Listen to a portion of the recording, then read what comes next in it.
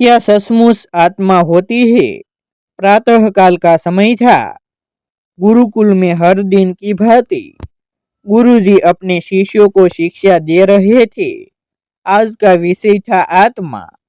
आत्मा के बारे में बताते हुए गुरुजी ने गीता का यह श्लोक बोला, नैनं छिन्दन्ति शस्त्राणि नैनं दहति पावकः न शेन कलेदयन्त यापो न शोषयति मारुतः।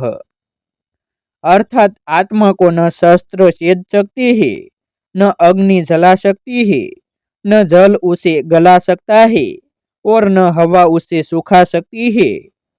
इस आत्मा का कभी भी विनाश नहीं हो सकता है, यह अविनाशी है। यह सुनकर एक शिष्य को जिज्ञासा हुई। वह बोला, किंतु गुरुवर, यह कैसे संभव है? यदि आत्मा का अस्तित्व है, वो अविनाशी है, तो भला वो इस नाशवान शरीर में कैसे वास करती है और वो हमें दिखाई क्यों नहीं देती?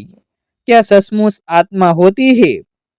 गुरुजी मुस्कुराए और बोले, पुत्र, आज तुम रसोई घर से एक कटोरा दूध ले लेना और उसे सुरक्षित अपने कमरे में रख देना और कल इसी समय वह कटोरा लेकर यहाँ उपस्थित हो जाना।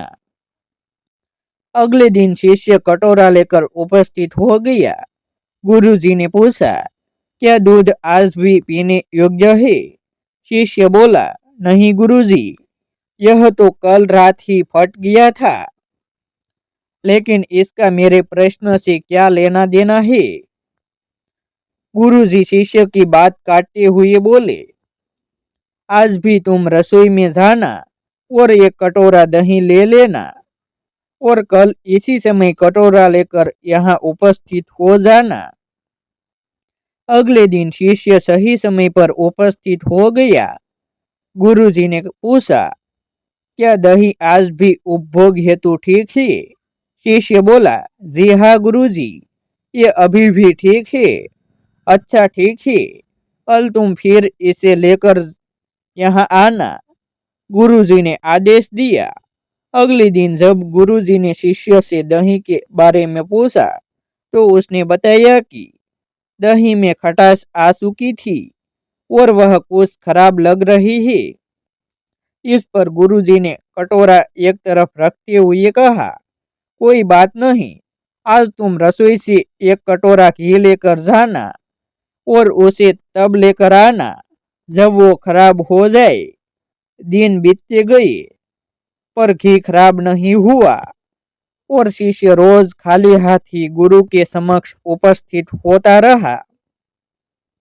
फिर एक दिन शिष्य से रहा नहीं गया और उसने पूछ ही लिया, गुरुवर, मैंने बहुत दिनों पहले आपसे प्रश्न किया था कि यदि आत्मा का अस्तित्व है, वो अविनाशी है, तो भला वो इस नाशवान शरीर में कैसे वास करती है और वह हमें दिखाई क्यों नहीं देती? क्या सचमुच आत्मा होती है? पर उसका उत्तर देने की बजाय आपने मुझे दूध दही घी में उलझा दिया। क्या आपके पास इसका कोई उत्तर नहीं है? इस बार गुरुजी गंभीर होते हुए बोले, वच्च में ये सब तुम्हारे प्रश्न का उत्तर देने के लिए ही तो कर रहा था। देखो, दूध दही और घी सब दूध का ही हिस्सा है, लेकिन दूध एक दिन में खराब हो जाता है, दही 2-3 दिनों में तो, लेकिन शुद्ध घी कभी खराब नहीं होता। इस प्रकार आत्मा इस नाशवान शरीर में होते हुए भी ऐसी ही है कि उसे कभी नष्ट नहीं किया जा सकता। ठीक है गुरुजी, मान लिया कि आत्मा अविनाशी है, लेकिन हमें घी तो दिखाई देता है पर आत्मा नहीं दिखाती। शिष्य, गुरुजी बोले, घी अपने आप ही तो नहीं दिखता न, पहले दूध में जामन डालकर दही में बदलना पड़ता है, फिर दही को मथ कर उसे मक्खन में बदला जाता है, फिर कहीं जाकर जब मक्खन को सही तापमान पर घंटों पिघलाया जाता है, तब जाकर घी बनता है। हर इंसान आत्मा का दर्शन यानी आत्मदर्शन कर सकता है, लेकिन उसके लिए पहले इस दूध रूपी शरीर को भजन रूपी जामन से पवित्र बनाना पड़ता है।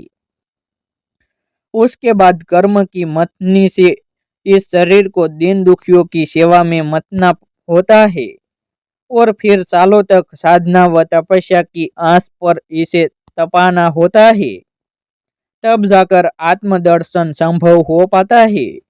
शिष्य गुरु जी की बात अच्छी तरह से समझ चुका था। आज उसकी जिज्ञासा शांत हो गई थी। उसने गुरु के शरण स्पर्श की और आत्मदर्शन के मार्ग पर आगे बढ़ गया। ऐसे ही धार्मिक वीडियो देखने के लिए हमारी यूट्यूब चैनल सब्सक्राइब करें, वीडियो को लाइक करें और शेयर करें।